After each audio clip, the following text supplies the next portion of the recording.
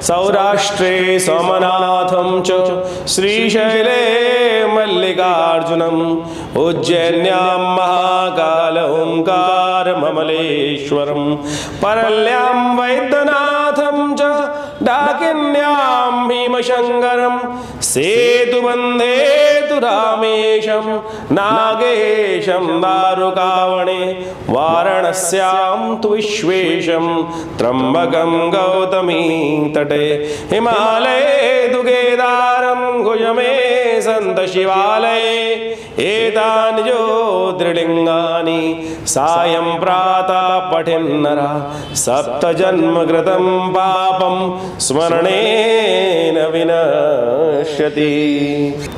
नमस्कार, स्वागत है आपका आचार्य वाणी में। मैं आचार्य डॉक्टर विक्रमादित्य आपके साथ हूँ और आज का विषय जो हमारा है सिंह राशि वालों के लिए जुलाई के अंतिम भाग में ग्रह नक्षत्रों का योग किस तरफ हमको ले जाता दिखाई दे रहा है। देखिए, ये सब ग्रह नक्षत्रों का प्रभाव ही है कि जो हमारे जीवन में हमें दिशाएं जिस तरफ से हेल्प करने के लिए तरफ चली जाती हैं, और ऐसे में कुछ दिशाएं अच्छी हो सकती हैं, कुछ दिशाएं हमारे लिए थोड़ी सी भारी भी हो सकती हैं। और सही वक्त पर सही दिशा का हमें ज्ञान हो जाए कि आने वाले समय में कहाँ हमारे लिए विपदा है, कहाँ हमारे लिए सुख है, तो उस दिशा का उस समय का हम लाभ भी ले सकते हैं। तो यही ज्योतिष का प्रभाव है और ज्योतिष के दृष्टिकोण से, ग्रह गण दृष्टिकोण से हमें ये समझना चाहिए। सिंह राशि वालों के लिए सूर्य महाराज का जो सुंदर योग बन के इस वक्त तैयार है वो बड़ा महत्वपूर्ण है। सूर्य अभी परिवर्तन की तरफ गए और ये परिवर्तन जो है ये आपके लिए बहुत महत्वपूर्ण रहने वाला है। नए सपनों को दिखाने वाला है, नई उम्मीद जगाने वाला है। बस आपको ध्यान ये रखना है कि उस उम्मीद में एक अंकुश होना चाहिए। कई बार क्या होता है, उम्मीद के चक्कर में व्यक्ति बहुत ज़्यादा बियॉन्ड चला जाता है। उस उम्मीद के साथ साथ, सपनों के देखने के साथ साथ उसको पूरा करने के लिए कर्म भी करने की आवश्यकता है। बस यही आपने समझ लिया तो सफलता आपको प्राप्त होने के सुंदर योग बन सकती है। ये ग्रह योग जो है आने वाले दिनों में जुलाई के अंतिम भाग में कई बार आपके लिए बहुत अच्छी अपॉर्चुनिटीज़ लेके आते दिखाई दे रहे हैं। चाहे आप विद्यार्थी हैं, चाहे आप व्यवसायिक हैं, चाहे वो आपके लिए, लेकिन जो भी कार्य आप करें उसको ज़मीनी स्तर पर करने की आवश्यकता है। हवाई किलों के चक्कर में ज़्यादा ना रहें। ग्रह नक्षत्र दिखाते हैं कि इन दिनों आपकी मानसिक स्थिति ऐसी हो सकती है कि बहुत सारे हवाई किले बनाने की स्थिति रहेगी। विचार में दिखाई देगा कि ऐसा होना चाहिए, ऐसा होना चाहिए, लेकिन अपनी चादर से बाहर जाके काम करेंगे तो कहीं ना कहीं फंस सकते हैं। इस बात का आपको ध्यान रखते हुए यही मूल मंत्र है इसका। और हर चीज़ के लिए परमात्मा के आशीर्वाद की आवश्यकता होती है। और सबसे बड़ी इंपॉर्टेंट बात इस जुलाई के अंतिम भाग में यही रहने वाली है कि आपको उस परमात्मा की कृपा प्राप्त करने के लिए सुंदर मुहूर्त बनते दिखाई दे रहे हैं। वो सब बात बताएंगे। सावन का महीना, इस सावन के विशेष तौर पर इस जुलाई के अंतिम भाग में शुरू हो रहा है और इस बार सावन बेहद खास है। बेहद खास इसलिए कि सावन का महीना श्रवण नक्षत्र के कारण से ही सावन कहा जाता है। श्रवण की वो उसी दिन से आरंभ हो रहा है कि जिस दिन श्रवण नक्षत्र हो, और अंत भी सावन के महीने का श्रवण नक्षत्र पर ही हो रहा है। सोमवार से ही शुरू होगा सावन का महीना और सोमवार पे ही अंत होगा। ये बहुत महत्वपूर्ण है। 5 सोमवार का सुंदर योग बनेगा। तो आप कैसे भगवान को प्रसन्न कर सकते हैं उसका भी रास्ता हम आपको बताएंगे। देखिए, इस वक्त शेषशैया पर विश्राम करने चले गए हैं विष्णु। और समस्त राज्य सत्ता, संसार की सत्ता, अधिकार जो है शिव के हाथ में है। शिव को प्रसन्न करने का अवसर बहुत बढ़िया आपके लिए बनने वाला है। तो समझ लीजिए ग्रह नक्षत्रों का योग क्या है। 21 जुलाई की यदि हम बात करें तो पूर्णिमा की सुंदर तिथि है और रविवार का अवसर है। और चंद्रमा बृहस्पति के साथ सुंदर संबंध स्थापित करते दिखाई दे रहे हैं। और आपकी राशि के अनुसार से ये स्थिति आपके लिए ओवरऑल अनुकूल दिखाई देती है, लेकिन स्वास्थ्य के मामले में थोड़ा ध्यान रखने की ज़रूरत है सिंह राशि वालों को। इसलिए स्वास्थ्य का मौसम बदलते हुए स्वास्थ्य का ध्यान रखते हुए कार्य करें। भगवान शिव का ध्यान करें और विशेष तौर पर महामृत्युंजय मंत्र इत्यादि का जप करें। नमक का त्याग करने का प्रयास करें और सबसे ज़रूरी बात, भगवान के श्री चरणों में अपने आप को समर्पित करने का प्रयास करें। गुरु पूर्णिमा है इस दिन, गुरु का सानिध्य लेने का प्रयास करें। इस संसार को कि भवसागर को पार करने के लिए जो भगवान का नाम है, गुरु का सानिध्य है, वो बहुत आवश्यक है। क्योंकि गुरु ही डालते हैं हमको सही दिशा पर।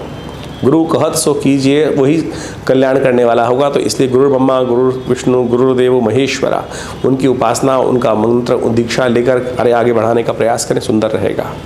22 जुलाई की यदि हम बात करें तो एक उस दिन प्रतिपदा है। सावन का महीना आरंभ हो रहा है सोमवार के दिन से। जैसा हमने आपको कहा कि श्रवण नक्षत्र से विद्यमान होकर ये बहुत सुंदर सावन के सोमवार का आरंभ हो रहा है। ये बहुत सुंदर रहेगा।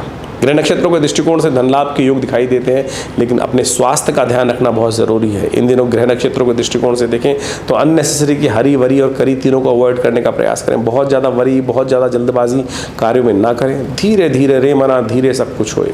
सिंह राशि है, सिंह राशि वालों को वर्चस्व स्थापित करने की आदत होती है, तो और कई सामने स्थिति ना ठीक बने उनके मनोनुकूल तो कई बार क्रोधित हो जाते हैं, और जिद इन दिनों थोड़ी ज़्यादा है क्योंकि शनि महाराज सामने आपके ग्रह चल ही रहे हैं बिल्कुल। तो शांत होकर काम करने का प्रयास करें, अच्छा होगा। शिव का मंत्र का ध्यान करते हुए, महामृत्युंजय मंत्र का जप करते हुए कार्य करें, भगवान शिव का अभिषेक करें। हमने भी विवेकानंद योगाश्रम में पूरे 30 दिन के लिए नित्य प्रति रुद्राभिषेक का कार्यक्रम रखा है। रुद्र अष्टाध्यायी के द्वारा ओम गणानान्त्वा गणपति गुंहवा महे प्रियाणान्त्वा प्रियपति गुंहवा महे निधिनान्त्वा, उसके बाद रुद्र सूक्त इत्यादि समस्त पूरे अष्टाध्यायी के द्वारा नित्य प्रति शाम को भगवान शंकर का बड़ा भव्य रुद्राभिषेक आश्रम पे किया जाता है, जो बड़ा विशाल शिवलिंग आश्रम पर निर्माण जो है, वहीं पर भगवान का सुंदर श्री विग्रह के समक्ष उनका विशेष पूजन शास्त्र के अनुसार से किया जाता है। आप भी उसमें सम्मिलित हो सकते हैं। उसको स्थान आरक्षित करने के लिए आप संपूर्ण जानकारी फ़ोन नंबर्स पर प्राप्त कर सकते हैं। 23 जुलाई का अवसर, द्वितीया तिथि मंगलवार का अवसर, और कुंभ में परिवर्तन का चंद्रमा का योग बनता दिखाई दे रहा है, और ये आपके लिए बड़ा अनुकूल रहेगा। स्वास्थ्य के दृष्टिकोण से भी इम्प्रूवमेंट, शक्ति का भी इम्प्रूवमेंट, मनोमस्तिष्क में भी, विचारों में भी इम्प्रूवमेंट, नई दिशा दिखने के योग बनते दिखाई देंगे ग्रह नक्षत्रों के दृष्टिकोण से। इस दिन पंचक प्रारंभ हो जाएगा जो करीब करीब 27 तारीख तक रहेगा। ऐसे में ध्यान रखिएगा विशेष विचार का विशेष तौर पर कि पंचक में 5 कर्म निषेध बताए गए हैं। जैसे अंत्येष्टि कर्म में सावधानी बरतनी चाहिए, लकड़ियों का एकत्रीकरण नहीं करना चाहिए, छत नहीं डालनी चाहिए, तृण का एकत्रीकरण नहीं करना चाहिए। इनके लिए ये पंचकर्म निषेध कहे गए हैं, पंचक इत्यादि। बाकी सब चीज़ों के लिए नहीं है। मुहूर्त इत्यादि करने में कोई बुराई नहीं होती है, वो सब कर सकते हैं, वो सब चलते रहते हैं। ग्रह नक्षत्रों के दृष्टिकोण से मंगलवार का अवसर है, तो ऐसे में मंगल को थोड़ा सा आपको ठीक करने की आवश्यकता है, क्योंकि मंगल इन दिनों बृहस्पति से थोड़े अंश पीछे हैं, और जब तक ये अंश पीछे रहेंगे तब तक कुट कोई ना कोई चीज़ आपको परेशान कर सकती है। उस पॉजिटिव एटीट्यूड को प्राप्त करने के लिए मंगल को थोड़ा सा आप उसके प्रभाव को शांत करने का प्रयास करें। हनुमान जी को चोला चढ़ाएं, यह अनुकूल रहेगा, अच्छा रहेगा। 24 जुलाई का दिन, तृतीया तिथि बुधवार का अवसर। इस दिन चतुर्थी क्षय हो जाएगी, तो क्षय पक्ष, ज्योतिष पक्ष में एक तिथि क्षय हो रही है, चतुर्थी। तो ऐसे में समझना चाहिए कि नए कार्यों का आरंभ करने के लिए दिन अच्छा नहीं है, मुहूर्त के लिए अच्छा नहीं है। अभिजीत मुहूर्त का योग भी इस दिन नहीं होता है, क्योंकि उस समय राहु काल फंस जाता है। तो ऐसे में ग्रह नक्षत्रों का प्रभाव आप समझें। आपके लिए ग्रह नक्षत्रों का प्रभाव अनुकूल दिखाई देता है। अननेसेसरी के बस एक बात का ध्यान रखें कि बहुत ज़्यादा ट्रैवल वाले कामों से बचें। जो यात्राएं करनी हो, बहुत ज़रूरी हो, इन दिनों वही करने का प्रयास करें। नहीं तो ये ग्रह योग का इस वक्त योग चल रहा है, अननेसेसरी के बहुत सारे चक्कर आपके बेकार लगते दिखाई देंगे, जिनका कोई पर्पज़ नहीं है। वहीं कार्यों में अपना टाइम, थोड़ा सा टाइम को पैटर्नाइज करने का प्रयास करें। बेकार कामों में ना फंसे तो अच्छा रहेगा। इस बात का ध्यान रखते हुए कार्य करना बहुत ज़रूरी है। बुधवार का अवसर है, श्री गणेश का स्तवन करते हुए उनका पूजन करें तो बहुत सुंदर रहेगा। 25 जुलाई पंचमी तिथि बृहस्पतिवार का अवसर। मीन राशि में चंद्रमा का प्रवेश होने जा रहा है, और ये चंद्रमा अष्टम भाव में थोड़े से आपको मानसिक तौर पर बंधन में डालते दिखाई देंगे। थोड़ा सा मनोविचारों में थोड़ा सा रिजर्वनेस आपको 2-3 दिन परेशान कर सकती है, और उन सबको ठीक करने के लिए, अपने दिमाग के बंधन को खोलने के लिए थोड़ा सा भगवान का स्तुति करें। थोड़े से दूध में केसर मिला के भगवान शिव का अभिषेक करना, उनका पूजन करना आपके लिए अच्छा रहेगा। वही बंधनों को काटने वाले हैं और वही समस्त कल्याण करने वाले हैं। ये सुंदर उपाय है। गुरु का सानिध्य प्राप्त करें, बृहस्पतिवार का अवसर है। गुरुजन का आशीर्वाद देकर सही दिशा यदि आपको मिल जाए तो सब कुछ ठीक हो सकता है। केवल दिशा का फर्क है, सही दिशा चल वही रहे, उसी से चलना है, वही वैसी ही सांस चलनी है। लेकिन बस क्या होता है कि वो मोटिवेशन जो सही हमारे पास नहीं होता है, वो सही दिशा यदि गुरु के सानिध्य में जाके मिल सकती है, और वो आपको अवश्य लेने का प्रयास करना चाहिए। 26 जुलाई षष्ठी तिथि शुक्रवार का अवसर, और इस दिन रेवती नक्षत्र विद्यमान रहेगा, और ये रेवती और अश्विनी नक्षत्र का 2-3 दिन योग रहेगा। ध्यान रखिएगा, ये गणमूल के अंतर्गत आते हैं। तो जो व्यक्ति इन समय जन्म ले रहे हैं, उनके माता पिता को ध्यान रखना चाहिए कि घर में कोई संतति आ रही है तो उनकी मूल शांति अवश्य कराइएगा। रेवती और अश्विनी नक्षत्र मूल के अंतर्गत आते हैं, और जिन जातकों का जन्म इन नक्षत्र में हुआ है और उन्हें बाल्यकाल में मूल शांति नहीं कराई उनके माता पिता, तो अब करा लीजिए, नहीं तो ये बहुत दिन तक परेशान करते रहते हैं। छोटी सी पूजा उपासना का विषय है, अवश्य इसको सही दिशा में करने का प्रयास कीजिए। 27 जुलाई की यदि हम बात करें ग्रह नक्षत्रों के दृष्टिकोण से, सप्तमी तिथि शनिवार का अवसर, और मेष में चंद्रमा का प्रवेश होने जा रहा है। ये आपके लिए बड़ा उन्नति का योग बनाएगा। मन को धर्म भाव में लगाते दिखाई देंगे आप, और मन धर्म के लगने से जीवन में कल्याण का मार्ग ही प्रशस्त होता है। और ऐसे में ध्यान रखिएगा, भद्रा है सुबह 10:33 तक, तो उस तब तक नए कार्यों में करने से बचना चाहिए, नए प्रोजेक्ट को हाथ में लेने नहीं बचना चाहिए, उसके बाद समय अनुकूल रहेगा। देखिए इस वक्त ग्रह नक्षत्रों के दृष्टिकोण से थोड़ी सी महत्वाकांक्षा जो है ना, वो बहुत ओवर एम्बिशियसनेस जो है, जो आपकी शत्रु बनी हुई है, तो उसको ध्यान रखने का प्रयास करना चाहिए, उसको ठीक करने का प्रयास करना चाहिए। कई बार हमारी अंतर भावनाएं ऐसी हो जाती हैं कि जो हमारी शत्रु बन जाती हैं, तो ऐसे में शनिवार का अवसर है और शनि महाराज आपकी राशि के अंदर इस वक्त विचित्र स्थिति में चल रहे हैं। तो हमारे अनुसार से भगवान शिव के काले शिवलिंग के ऊपर, नर्मदेश्वर के ऊपर आपको जाके तेलाभिषेक करना चाहिए। और देखिएगा इससे शनि भी अनुकूल होंगे, बहुत सारे और ग्रहों की प्रभाव स्थिति जो है, जो आंतरिक शत्रु आपके परेशान करने के योग बना रहे हैं, वो भी ठीक होने के योग बनेंगे। तो अवश्य ओम नमः शिवाय इस मंत्र का जप करते हुए भगवान का सुंदर अभिषेक करें, तेलाभिषेक करें। देखिए कल्याण होने के बहुत सुंदर अवसर आपको प्राप्त होंगे। 28 जुलाई का अवसर अष्टमी तिथि और रविवार का अवसर कालाष्टमी का सुंदर योग है। ये कालाष्टमी बहुत सिद्ध तिथि मानी जाती है। कृष्ण पक्ष की जो अष्टमी होती है वो कालाष्टमी होती है, और शुक्ल पक्ष की अष्टमी जो होती है वो दुर्गाष्टमी होती है। क्योंकि भगवान शिव का जो प्रादुर्भाव, शिवलिंग का जो प्रादुर्भाव जब कहा गया है, वो अष्टमी को ही कहा गया है, वो कृष्ण पक्ष की अष्टमी, इसलिए कालाष्टमी साक्षात भगवान भैरव अष्टमी जो होती है उसी दिन मानी जाती है। तो उनका विशेष पूजन करने का योग है। और ग्रह नक्षत्र आपके लिए बड़े अनुकूल दिखाई देते हैं, और कहा जाता है धर्म के द्वारा ही आपके रास्ते खुलेंगे, भाग्य के रास्ते खुलेंगे, क्योंकि चंद्रमा बहुत सुंदर स्थिति से आपके धर्म स्थिति में विराजमान है। लेकिन ध्यान रखना होगा कि आपको कुछ परेशान भी कर सकते हैं, तो ऐसे में भगवान शिव का सानिध्य प्राप्त करें। भगवान शंकर कहा जाता है त्रिशूल लेकर अपने भक्तों की हमेशा रक्षा करते हैं, और जो भगवान शंकर के भक्त रहते हैं उन पर भगवान शंकर हमेशा अपनी कृपा मेहरबानी हमेशा रखते हैं। तो इसलिए बड़ी श्रद्धा के साथ भगवान का पूजन करें। कालाष्टमी का अवसर है, पंचोपचार षोडशोपचार पूजन अवश्य करने का प्रयास करें। आश्रम को, विवेकानंद योग आश्रम में हमने आपको बताया ही कि पूरे सावन के अवसर पर हर रोज़ भगवान शंकर का रुद्राभिषेक, रुद्र अष्टाध्यायी के द्वारा 2 घंटे का विशेष प्रोग्राम रखा गया है, जो शाम को नित्य प्रति 6 बजे से लेकर करीब करीब रात्रि में 9 बजे तक चलेगा। आप सब लोग उसमें सादर आमंत्रित हैं, उसमें भाग ले सकते हैं। अपने स्थान को आरक्षित करने के लिए फ़ोन पर जानकारी लेकर जो नंबर चल रहे हैं उन पर बात कर लीजिएगा। 29 जुलाई का अवसर सोमवार, सावन का दूसरा सोमवार, नवमी तिथि, ये बहुत सुंदर अवसर है। चंद्रमा भी उच्च के होकर वृषभ राशि में बृहस्पति के साथ सुंदर संबंध बनाएंगे। आने वाले 2-3 दिन ये संबंध स्थापित रहेगा, और ये आपके भाग्य को जगाने के लिए, सफलता दिलाने के लिए, नई शक्ति का संचार करने के लिए अच्छे योग बनाते दिखाई दे रहे हैं।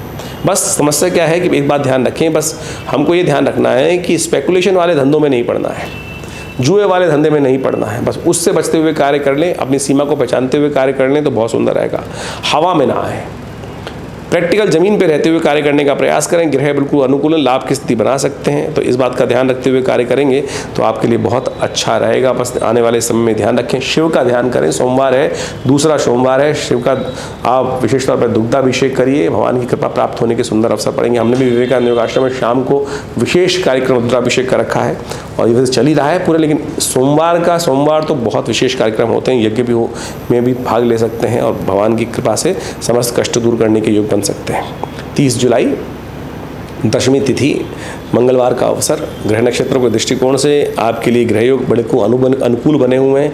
लेकिन बस एक बात का ध्यान रखना है कि मंगल की स्थिति इन दिनों बृहस्पति से थोड़ी सी पीछे चल रही है। थोड़ी मंगल के सानिध्य को प्राप्त करें, मंगल को शक्ति पॉजिटिव करने का प्रयास करें, हनुमान जी का जप करें, वो आपके लिए अच्छा रहेगा। कहा जाता है कि गोचर में चलते हुए जब मंगल एक ही बृहस्पति एक ही राशि पर हो, और मंगल जब तक बृहस्पति से अंशों में पीछे रहेगा तब तक मंगल का कहीं ना कहीं कुट और अशांति का वातावरण बनाता रहेगा, अन्य से दुविधा मन में उत्पन्न करता रहेगा। और जैसे ही मंगल आगे आएगा वो पॉजिटिव स्थिति में परिवर्तन करने के योग बना देगा। तो ऐसे में कार्य को ध्यान रखते हुए करने का प्रयास करें, अच्छा रहेगा। हनुमान जी का स्तवन करें, हनुमान जी का पूजन करें। 31 जुलाई का अवसर, एकादशी तिथि, कामदा एकादशी का बुधवार के दिन सुंदर योग बन रहा है। ये बहुत अनुकूल है, बढ़िया है। समस्त मनोकामनाओं को पूर्ण करने का योग है। भगवान विष्णु शेष शैया पर विश्राम करने गए हुए हैं, 4 महीने तक विश्राम करेंगे। तो ऐसे में भगवान को शैया प्रदान करना, उनकी शैया बदलना, अनेक प्रकार के पूजन कार्य किए जाते हैं। एकादशी का व्रत इस सब संसार में समस्त मनोरथ सिद्ध करने वाले। ग्रह अनुकूल आपके योग बने हुए हैं, चंद्रमा बृहस्पति का सुंदर संबंध चल ही रहा है। तो ऐसे में बड़ी तटस्थता के साथ अपने कार्य पे लगें। अच्छा राजयोग कुंडली बनता दिखाई दे रहा है, वो आपके अनुकूल रहेगा। एकादशी का व्रत, भगवान विष्णु का संपूर्ण पूजन, रुद्रा विशेष तौर पर रुद्र सूक्त का पाठ और साथ साथ पुरुष सूक्त का पाठ करके भगवान को प्रसन्न करने का प्रयास कीजिए, कल्याण होगा।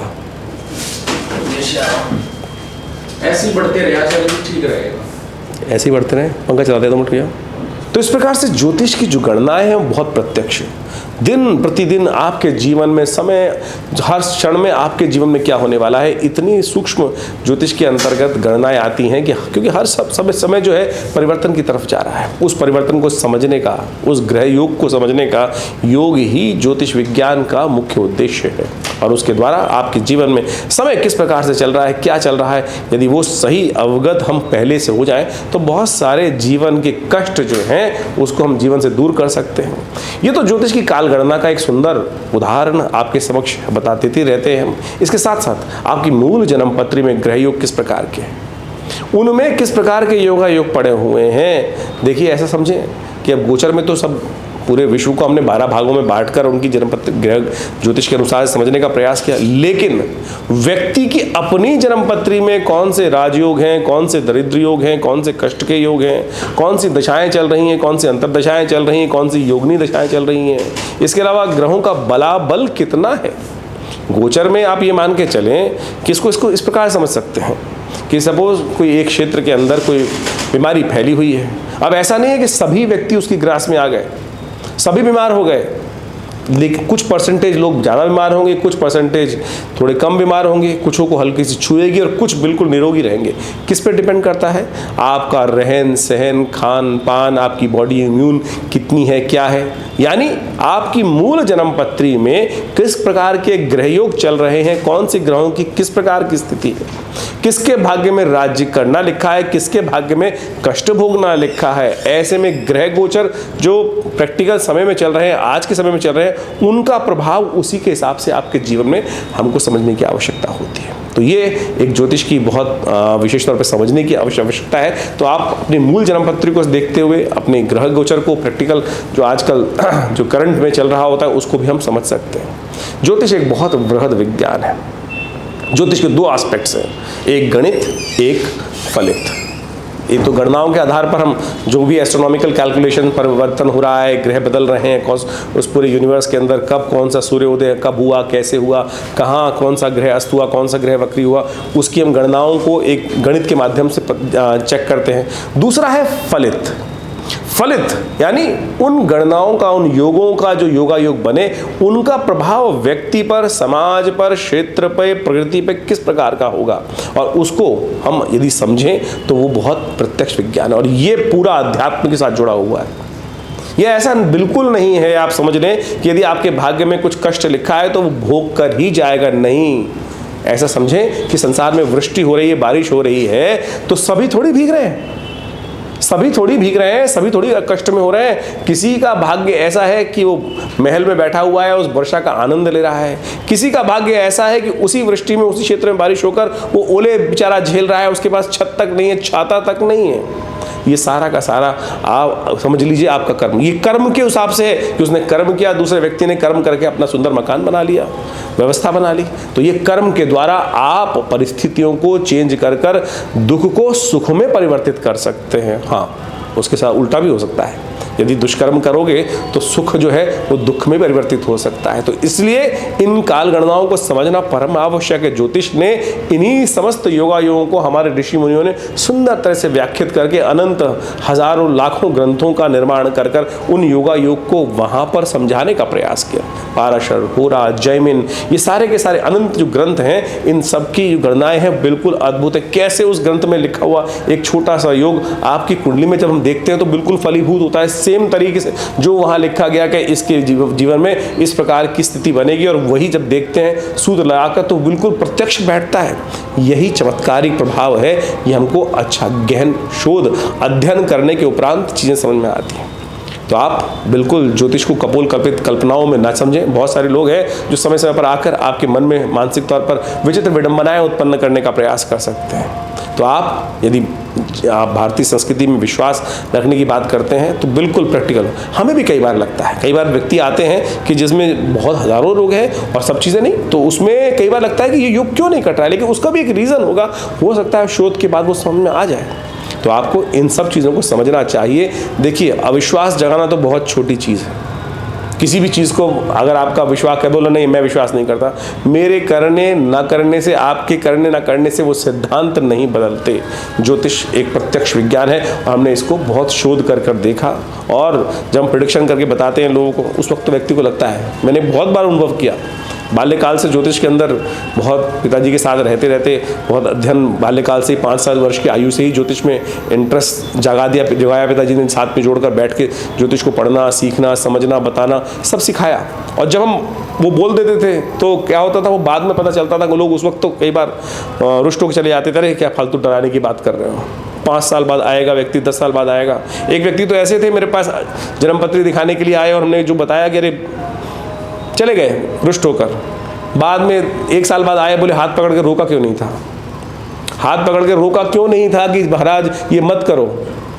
क्या जब समझाने की कोशिश करूं तो समझते हैं व्यक्ति, तो आप समझें ज्योतिष बिल्कुल प्रत्यक्ष विज्ञान है और इस बात को हमको समझना चाहिए। मैंने एक बार नहीं हजारों बार इस प्रकार का अनुभव किया है कि व्यक्ति के जन्म कुंडली में बिल्कुल प्रत्यक्ष योग हैं और वो बताया और व्यक्ति नहीं समझ में आती, कई बार जो समझ जाते हैं वो अरवारे न्यारे करवा लेते हैं, बच जाते हैं, कष्टों से निवृत्ति के योग बना लेते हैं। तो इसलिए विश्वास करें, मंत्र विज्ञान, यज्ञ विज्ञान, मंत्र जप, जितने भी शास्त्र में उपाय बताए गए हैं औषध विज्ञान के माध्यम से, वो सब के सब प्रत्यक्ष चमत्कारिक काम करते हैं। हमने तो ऐसे ऐसे अनुष्ठान की देखे हैं कि कुंडली में जेल जाने का योग बिल्कुल साफ साफ दिखाई दे रहा था। भगवती दुर्गा जी का प्रयोग जैसा अनुभव है वो किया, आरंभ कराया गया और कैसे कष्ट कट गया, कैसे कष्ट कट गया कि बिल्कुल उस व्यक्ति को सजा होने के पूर्ण योग थे। लेकिन जब उस अनुष्ठान को, पूजा को, दुर्गा जी के उस खास अनुष्ठान को कराया गया तो वो कष्ट निवृत्ति का योग बना। ऐसे एक नहीं, मैं बहुत इतने सालों में अध्ययन ज्योतिष के बाद आज इस उम्र में हूँ तो 40 साल का तो खूब अच्छे से देखा है मैंने, बहुत अच्छे अच्छे लोगों को देखा है कि किस प्रकार से लोगों परिवर्तन का योग बना। 50 साल की आयु हो रही है तो बहुत चीज़ों को शोध कर कर समझने का प्रयास किया। तो आप इन जनरल लोगों की बातों में, सो कॉल्ड लर्नेड लोग जो हैं, आज आपके मन में विचित्र विडंबनाएं भारतीय संस्कृति के समक्ष में रखने का प्रयास करते हैं, बहुत सारे लोग होते हैं। तो आप इस बात को हटा दीजिए, आप अपना लाभ लीजिए ज्योतिष विज्ञान के माध्यम से। और हमारा विवेकानंद योगाश्रम इन सब संबंधों में बहुत अद्भुत प्रकार से कार्य कर रहा है, बहुत सारे क्षेत्र में कार्य कर रहा है, चाहे वो मंत्र विज्ञान है, चाहे वो यज्ञ विज्ञान है, चाहे वो योग है, चाहे वो आयुर्वेद है। इस संस्थान के द्वारा पिछले करीब 60-70 सालों में बहुत सुंदर प्रकार से रिसर्च ओरिएंटेड ऑर्गेनाइजेशन के तौर पर कार्य किया गया है। हमारे आश्रम पर नित्य आज भी 8 घंटे यज्ञ होता है हर रोज़। और अभी जो समय चल रहा है बड़ा सुंदर चल रहा है, सावन का महीना चल रहा है। सावन के महीने में पूरा हर रोज़ भगवान शंकर का दिव्य रुद्राभिषेक कराया जाता है, दिव्य रुद्राभिषेक। और हर सोमवार, 5 सोमवार इस सावन में पड़ रहे हैं और 5 सोमवार पर एक सामूहिक तौर पर बहुत सुंदर कार्यक्रम रहेगा, आप उसमें सम्मिलित हो सकते हैं। और भगवान शंकर का बड़ा विशाल श्री विग्रह जैसे सौराष्ट्र में है वो विद्यमान है और उनका रुद्राष्टाध्यायी के द्वारा नित्य प्रति अभिषेक चलेगा, जो मनोकामनाओं की सिद्धि करने में अद्भुत है, कष्टों को दूर करने में अद्भुत चमत्कारिक रूप उपस्थित करता है। भगवान शंकर भोलेनाथ हैं। देखिए इस वक्त समस्त संसार की जो विशेष तौर पर कार्य है, भार है, कार्यभार वो भगवान शंभू के हाथ में, क्योंकि देवशयनी एकादशी हो चुकी है। भगवान शंभू समस्त कार्य को सुंदर तरीके से करते हैं और भोलेनाथ तो बड़े सुंदर तरीके से इजीली प्रसन्न हो जाते हैं। सबके आराध्य हैं, जो परित्यक्त भी हैं वो भी भगवान भोलेनाथ की शरण में जाकर अपनी मनोकामना सिद्धि का योग बना सकते हैं। तो आप आनंद भाव से हमारे साथ जुड़कर, आश्रम से जुड़कर बहुत सारे लाभ ले सकते हैं। हर रविवार को बड़ा कार्यक्रम होता है सुबह 8 से 10 बजे तक, मंगलवार में सुंदरकांड का कार्यक्रम चलता है और इस सावन में तो विशेष तौर पर 5 सोमवार का सुंदर योग जो बना है, इसमें विभिन्न कार्यक्रम आश्रम में रहेंगे। आप अपने नाम से अपनी मनोकामनाओं की सिद्धि के लिए, अपने कष्टों को दूर करने के लिए उन समस्त जो अनुष्ठान इत्यादि आश्रम पे हो रहे हैं उनका लाभ लेकर बहुत सुंदर तरीके से कार्य करने का प्रयास कीजिए। सुंदर रहेगा, आनंद रहेगा। बाकी किसी भी समस्या, पर्सनल समस्या के लिए आप हमारे फ़ोन नंबर्स पे संपर्क साध सकते हैं, हम आपके साथ हमेशा रहेंगे। विवेकानंद योगाश्रम आपके साथ कार्य कर रहा है। मैं आचार्य डॉक्टर विक्रमादित्य आपसे इजाज़त देता हूँ। धन्यवाद।